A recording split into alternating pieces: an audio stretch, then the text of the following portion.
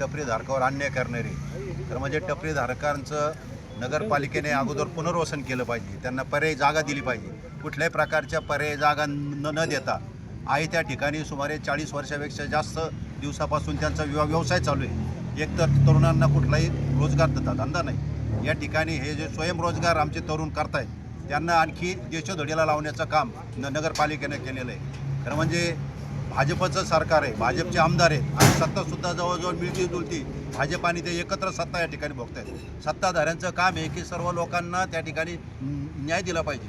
निवडून येताना जे अनेक आश्वासनं देतात पण निवडून आल्यानंतर जनतेच्या बाजूने उभं राहत नाही, अशा प्रकारची परिस्थिती शेवगावमध्ये दिसलेली आहे. तर म्हणजे निवडून आले लोक कशाला घाबरतात?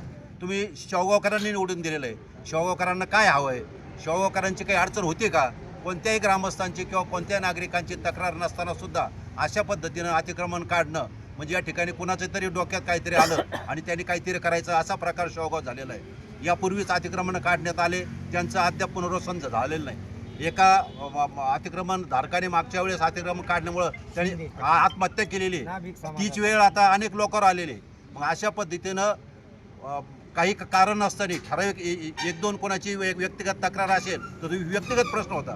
सर्व अतिक्रमण काढण्याचा काही प्रश्न नव्हता. हे जे अतिक्रमण काढलेले बेकायदेशीरपणे काढलेले या ठिकाणी रस्त्याच्या कड्याला जे छोटे छोटे व्यवसाय करतात याच्याकरता स्वतंत्र कायदेसुद्धा आहेत. माननीय सर्वोच्च न्यायालयाने सुद्धा यांना संरक्षण देण्याचं त्या सरकारांना सांगितलेलं आहे. त्यामुळे हे जे अतिक्रमण काढले पूर्णपणे बेकायदेशीर काढलेलं आहे. 2-4 दिवसामध्ये इथल्या प्रशासनाने योग्य आम्हाला पर्यायी जागा आहे का, काही पुनर्वसन तुम्ही कशा पद्धतीनं करणार, हे जर करणार नसतील तर आहे त्या जागेवर सर्व टपरी धारक आहे त्या जागेवर छोट्या छोट्या पद्धतीनं तुमचं 9 मीटरचं काय तुम्ही मोजमाप दिलं ते सोडून आपल्या टपऱ्या त्या ठिकाणी टाकतील असं आम्ही या ठिकाणी जाहीर करतो. आणि या टपऱ्या टाकताना स्वतः आम्ही शेवगावमधले सर्व नागरिक प्रमुख सर्व पक्षांच्या लोकांना पुढाऱ्यांना बरोबर घेऊन त्या ठिकाणी उभं राहू.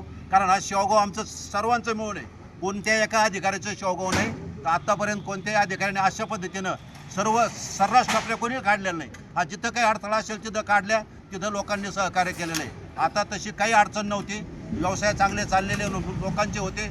या ठिकाणी मला कळालं की ते 4-5 ते हातगाडीवाले असतात, रात्रीच्या 6च्या नंतर लावतात, त्यांच्यासुद्धा गाड्या बंद केला. त्यांना कुठल्या पद्धतीचा अधिकार नाही. हकरचा कायदा आहे, त्या गाड्यांना कुठल्या पद्धतीने हलवता येत नाही.